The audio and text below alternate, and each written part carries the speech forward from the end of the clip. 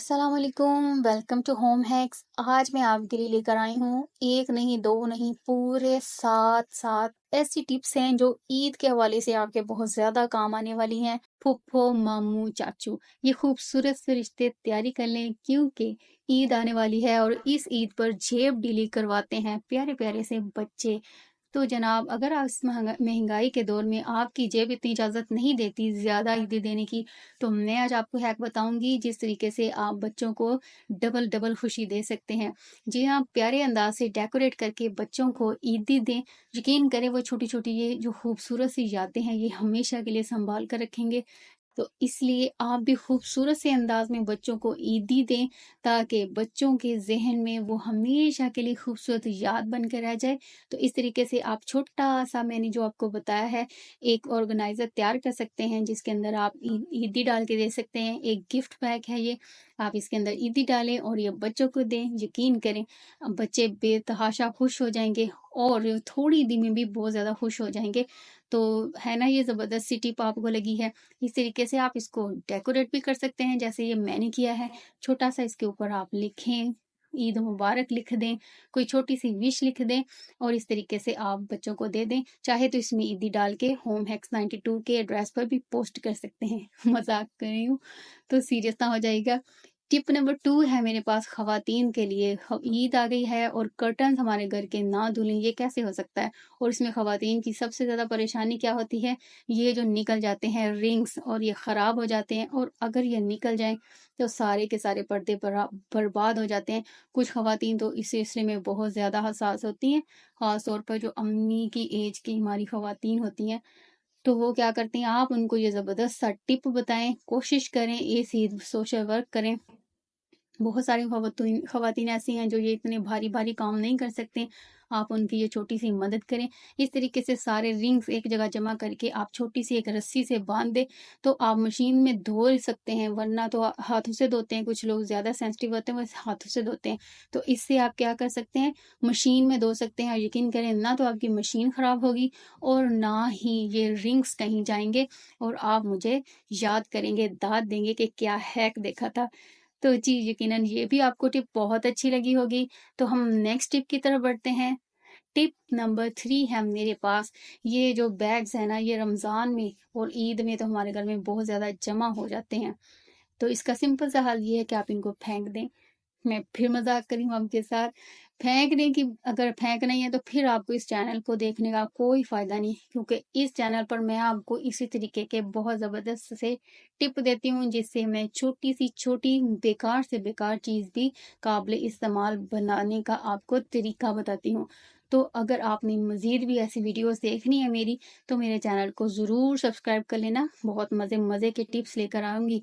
आज के जो सारे हैक्स, जो मेरे पास 7 हैक्स हैं, वो सारे के सारे ईद के हवाले से हैं, तो आपने ये मस्ट वॉच करने हैं।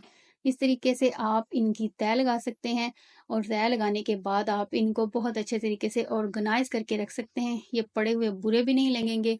और ये देखें जी, समोसे हमारे तैयार हो चुके हैं। आपको इनमें से जो समोसा पसंद है वो आप खा सकते हैं।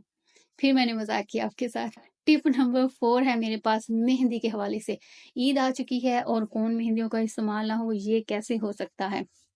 खास तौर पर बच्चे, खवातीन के लिए तो ये बहुत मसला है कि ई रमजान में हमें जितने बर्तन आजकल धोने पड़ रहे हैं ना, तो रमजान के एंड पर क्या होता है, हमारे हाथ इतने सेंसिटिव हो चुके होते हैं कि मेहंदी लगा के बाज खवातीन को उससे रैश हो जाती है और बाज दफा तो बहुत ज्यादा एलर्जी हो जाती है। तो वो कहते हैं कि मेहंदी एक्सपायर थी या ये था। असल में वो आपके हाथों की इस कदर ड्राई स्किन होती है जो बहुत सेंसिटिव हो चुकी होती है और वो मेहंदी का जो रिएक्शन बर्दाश्त नहीं करती। इसका बहुत ही सिंपल सा हल है। ईद आने से पहले अपने हाथों को ग्रीस करें रोज नारियल के तेल से। यकीन करें, आपके हाथ ऐसे शाइन करेंगी, आपकी स्किन और आपकी जो डेड स्किन है या बिल्कुल ड्राई स्किन है वो एकदम से बहुत स्मूथ और लाइट हो जाएगी। ये मैं आपको बता रही हूँ, ये बहुत जबरदस्त सा टिप है। वो खवातीन जो खास तौर पर मेहंदी लगाने का बहुत शौक रखती हैं, तो वो ये टिप जरूर इस्तेमाल करें। तो इसके साथ ही इसी से मिलती मेरी एक और टिप है, वो भी आपको बहुत ज़्यादा फ़ायदा देने वाली है। तो जी, नेक्स्ट टिप की तरफ हम बढ़ते हैं। नेक्स्ट टिप यानी टिप नंबर 5 है मेरे पास। ये जी इस तरह की शीशियाँ हमारे घर में होती हैं। मशीन के ऑयल लगाने के अलावा हमारे जो ड्रॉपर होते हैं आँखों में, कानों में डालने वाले, तो ये ड्रॉपर्स हैं बहुत ज़्यादा कमाल के। क्यों इस्तेमाल कमाल के हैं, मैं अभी आपको बताती हूँ। कौन मेहंदी आती है हमारे घर में, ठीक है, हमने उसको लगाना होता है मेहंदी। मेहंदी लगाने के लिए इसके आगे एक पिन लगी होती है, बहुत बल्कि हमेशा ही उनसे वो पिन गुम हो जाती है। और इसके अलावा बाज़ औक़ात तो मेहंदी इतनी ढीठ होती है वो निकलती नहीं है, और मेरे तरह का अनाड़ी बंदा जो मेहंदी नहीं लगाना जानता, उसको अगर कभी अपनी बच्चों के लिए लगानी पड़ जाए तो बहुत मुसीबत आ जाती है। तो बहुत ही मैं इसका सिंपल सा हल लेकर आई हूँ आपके पास। कोन मेहंदी को इस तरीके से काटें और बोतल के अंदर भर लें, और फिर आप इसका जो कमाल है और इसका जो जुगाड़ है ना वो देखें। और इस जुगाड़ के बाद आपने मेरे चैनल को ज़रूर सब्सक्राइब करना है। मैं बार-बार कह रही हूँ, रमज़ान में मुझे इतनी बार आप लोगों से कहना पड़ता है, बहुत ही ज़्यादा आप लोग सुस्त हैं वैसे। ठीक है, ये मैं फिर से आप लोगों से मजाक कर रही हूँ।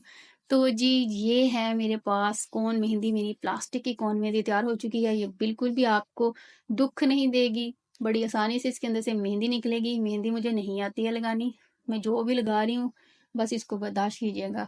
लेकिन मैं इतना बताऊँ, जिनको मेहंदी लगानी आती है उनके लिए टिप बड़ा कमाल का है, क्योंकि इससे ना तो हाथ दुखेंगे, ना थकावट होगी, और मेहंदी फर निकलेगी, और बड़े ही अच्छे आपके बेल बूटे सारे पड़ जाएंगे। चाहे तो आप 10 हाथों पर मेहंदी लगाएं, थकावट नहीं होगी आपको।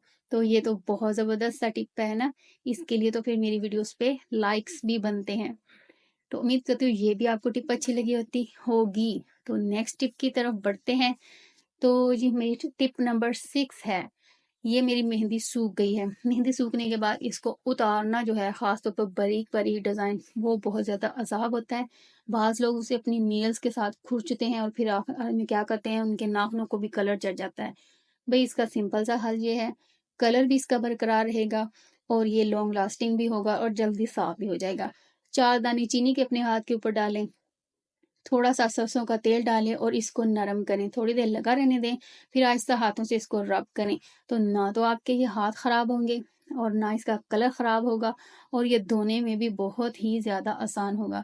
ये लीजिए, मैंने 1 मिनट के अंदर आपको धोकर भी दिखा दिया है। ये बहुत आसानी से साफ़ हो जाएगा, ख़ास तौर पर बच्चियों के हाथों से, क्योंकि वो बच्चियाँ हैं वो जल्दी में आ जाती हैं कि हमारे हाथ जल्दी साफ़ हो जाएँ बस। तो ये टिप बहुत ज़्यादा कमाल की है माओं के लिए ख़ास तौर पर। नेक्स्ट हमारी और लास्ट टिप है, टिप नंबर 7 है बच्चियों के बालों के हवाले से। बहुत सारी बच्चियां हैं जिनके क्या है कि जो बाल हैं वो लंबे होते हैं और माओ को शौक होता है उनको सजा के रखने का। लेकिन ये जो छोटी छोटी मखलूक है ना, इधर आप इसकी पोनियां बनाएं, उधर ये उतार के कूड़े में डाल देंगी, और नतीजा क्या होता है कि माएँ हमेशा पोनियां खरीदने में ही रहती हैं। ये जो मैं आपको छोटी छोटी सी पोनियां दिखा रही हूँ, ये बहुत ज्यादा सस्ती आती है बाजार में, और ये बहुत कमाल की भी हैं। मैं आज आपको इसका यूज बता रही हूँ। ये पकड़ें आप अपनी बच्ची को, और इस तरीके से उसके बाल पकड़ें, और ये छोटी छोटी पोनियां 3 4 5 10 जितना आपका दिल करता है उतने बालों में आप डालते जाएं। इसके हैं जी 3 4 फायदे।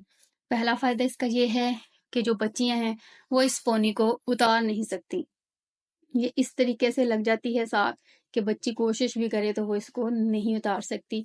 दूसरा इसका फायदा ये है कि आप एक बार बाल कंघी कर देंगे, 3 दिन तक वो खूबसूरत से बाल लगते रहेंगे। आपको बार बार बच्चों को कंघी नहीं करनी पड़ेगी, क्योंकि बाज बच्चियां होती हैं वो कंघी करवाने से बहुत ज्यादा चीखती हैं, माओ के साथ लड़ती हैं, रोती हैं। तो ये उन माओ के लिए बड़ा ही कोई बेहतरीन किस्म का जुगाड़ है। तो फिर जी क्या करना है, आपने इस तरीके से इन बच्चों के बाल बांध देने हैं, और बांधने के बाद आप देखिएगा कि 3 दिन तक तो ये बाल खुलेंगे नहीं। लेकिन इसकी एक एहतियात ये है कि आपने जब उतारने हैं बाल दोबारा कंघी करने के लिए, तो आपने इस पोनी की एक कॉर्नर को पकड़ के तोड़ना है, तोड़ के आपने इसको खींचना है। कहीं ऐसा ना हो आप इसको पकड़ के आम पोनी की तरह उतारें, तो ये ऐसे नहीं उतरेगी, और नतीजतन आपको बच्चा आपका चीखेगा, चिल्लाएगा। ठीक है, तो उम्मीद करती हूँ आपको ये सारे टिप्स अच्छे लगे होंगे। मिलते हैं आपसे नेक्स्ट वीडियो में, तब तक के लिए अल्लाह हाफिज।